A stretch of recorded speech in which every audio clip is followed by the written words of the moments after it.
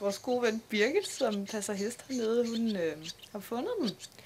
De faldt, eller de kom lidt i 2 omgange. De 2 første, de havde siddet fast i en rede, der faldt ned. Og så holdt fast i den, altså, jeg ved ikke på grund af varmen eller hvad, men at den er tørret ud, og så knækkede den af og faldt en 10 meter ned. Og så kunne hun selvfølgelig ikke sætte dem tilbage, for der var ingen rede at sætte dem tilbage i, så hun kom herop med dem til os, fordi hun vidste, det ville vi jo gerne.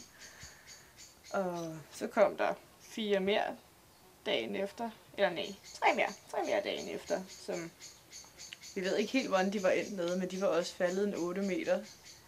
Det er jo egentlig utroligt, hvordan de kan klare det, men de flakser vel lidt på vejen ned. Og så i går så ringede jeg til Nærum Vildtplejestation, og så fandt vi ud af, hvordan vi egentlig skulle gøre det. Hvilken mad de skulle have, og hvor tit de skulle have det, og vi skulle op om natten. Og det var fint, fordi først så gav vi dem æg. Så nu er vi gået over til 2 forskellige ting. Det ene er kogt æg, som man moser, altså putter man rasp og sukker i. Og så får de det med pincet, og det andet, det skulle egentlig være kalvehjerte, men det synes vi var lidt ambitiøst, så det blev hakkekød, som skal ligge i blød, så det suger lidt vand. De må ikke få for meget væske, så dør de af diarré. Så det skal bare lige ligge og soake lidt i vand, og så kan man rulle det i, vi bruger melorme knuste, men man kan også, det allerbedste, det er insekter, man finder herude, så de er friske, men det er ikke lidt ambitiøst. Så det får de helst hver halve time, ellers hver time, fra 8 om morgenen til 10 om aftenen. Så pindetræner vi dem lidt. Har dem siddende på kanten af kassen eller på vores fingre, så de lærer at finde balancen. Og så rykker de et sæt sammen, sidder og hygger. Og ja, giver dem bare så meget kærlighed, vi har, og prøver.